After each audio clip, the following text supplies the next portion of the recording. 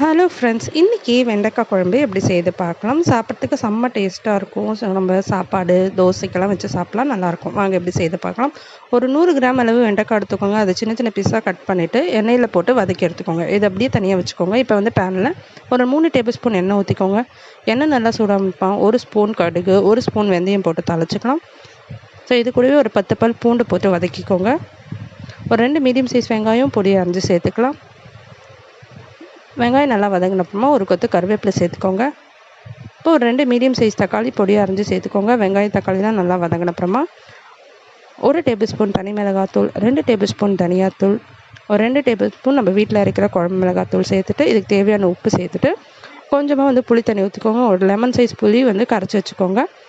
அதையும் வந்து ஊற்றிட்டு இது நல்லா வந்து கொதிக்க வச்சுக்கோங்க. லாஸ்ட்டாக கொஞ்சமாக வந்து தேங்காய் பால் ஊற்றி இறக்கணுன்னா சூப்பர் அண்ட் டேஸ்டியான வெண்டைக்காய் குழம்பு வந்து ரெடி ஆகிடுது. சாப்பிட்றதுக்கு அவ்வளோ டேஸ்ட்டாக இருக்கும். ஸோ நீங்களும் வந்து ட்ரை பண்ணி பாருங்கள்.